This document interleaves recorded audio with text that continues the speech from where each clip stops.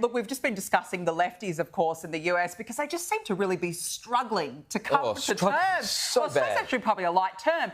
They're they're not coping, let's be honest, with Trump's victory. And so much so that Ivy League schools across the United States have cancelled classes, postponed exams, and told students they could colour in with crayons and even offered them milk and cookies to cope. Yes, you heard that correct. Nothing like a warm glass of milk to soothe your soul. Joining us now is journalist and commentator in the US, Brad Polumbo. Brad, really great to see you. The Ivy League, really good to see they're putting this billions of money that they get every year to good use to help students with this difficult time.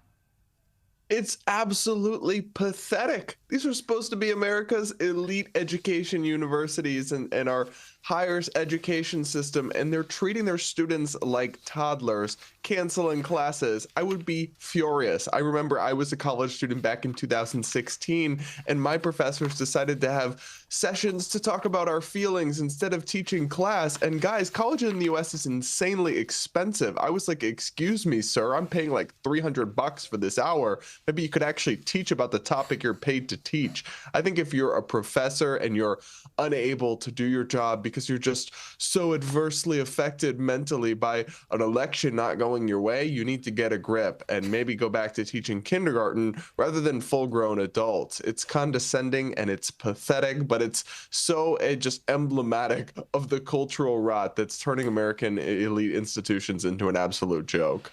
Well, Brad, I totally agree with everything you've said, but the lefty meltdowns, they just haven't stopped. This woman, for example, seems genuinely troubled.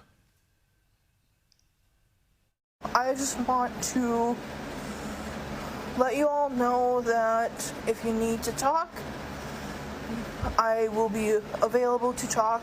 Have a bottle of wine, an entire bottle of wine. It's okay. I don't know what to say, right, but I can't really say to get better because it's going to be hard. Brad, we make fun of lefty meltdowns, but a lot of these people are seriously troubled. What responsibility do the Democrats and the progressive media bear for the mental problems some of these people are clearly now experiencing?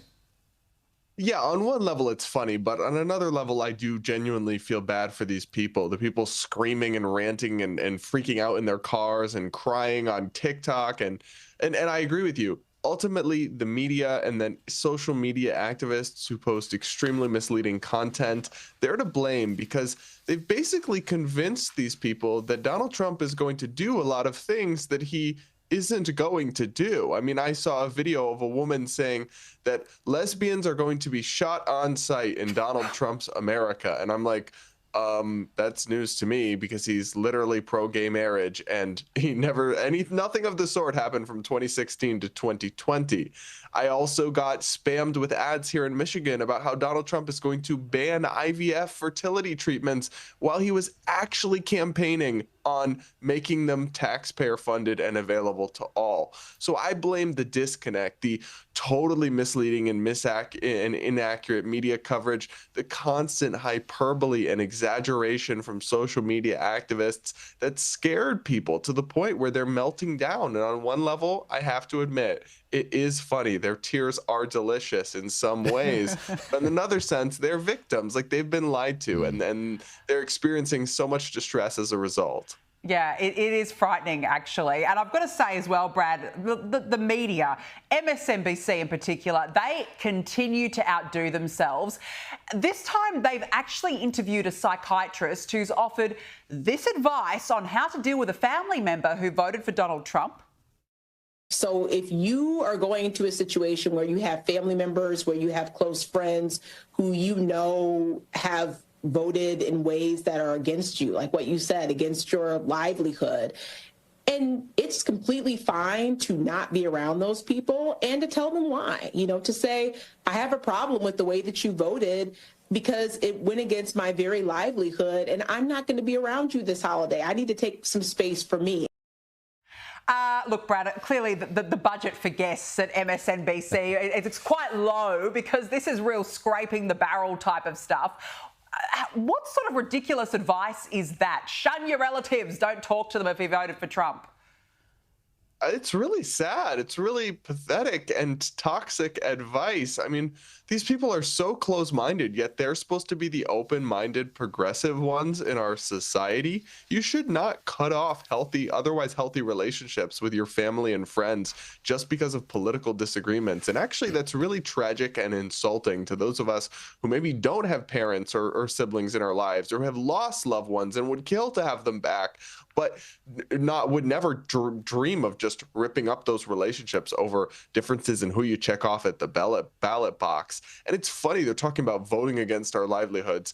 Honey, if we applied that logic, we could cut you guys off for voting to close our schools and close our businesses for years and all sorts of other things and tax us out of existence. But we don't do that. I mean, that's just...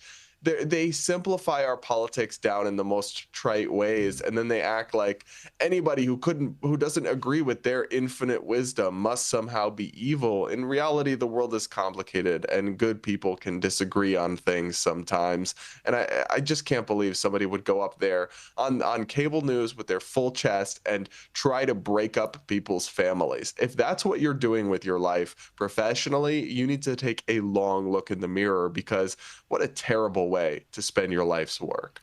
Well, speaking of people taking a long look in the mirror, political pundits and pollsters are trying to work out why they didn't see the Trump landslide coming. One pollster told CNN that voters simply weren't rational. And the keys, because the keys depend upon a rational, pragmatic electorate deciding based on governance whether the incumbent party should get 4 more years. Elon Musk is, I don't know how many hundreds of billions he has. He has been the director of misinformation. 2 billion views of his spreading of disinformation, not just about the economy, but about immigrants, about minorities. We've never seen disinformation at this scale. So, Brad, the pollsters got the result wrong because they didn't factor in Elon Musk's misinformation. No, he's just trying to cover himself up because he got embarrassed. His predictions were totally wrong, and so were some other pollsters. I don't think most people saw a Trump landslide coming, but blaming misinformation or disinformation is absurd. Immigration crisis at our border, not misinformation. Inflation that bankrupted American families, not misinformation. Chaos in the world around us, a botched withdrawal from Afghanistan, not misinformation. People know what's going on in their lives. I mean, Elon Musk posting inaccurate memes to Twitter sometimes is not changing people's votes or somehow this shadow conspiracy that undercut the polls, which doesn't even make sense. Are we supposed to believe that people don't tell their real opinions to pollsters because of Elon Musk's misinformation? His theory does not even make sense. But more broadly, they want to blame misinformation or disinformation because it's a pathetic cope. It's a way of refusing and denying their actual culpability and their failure to offer Americans a sane and attractive alternative as the Democratic Party. It's an abysmal failure, and it's something they really should reckon with. But don't hold your breath waiting for them to do that, because you might pass out. Well, Brad Polumbo, thank you so much for helping us make sense of America. We appreciate your time tonight.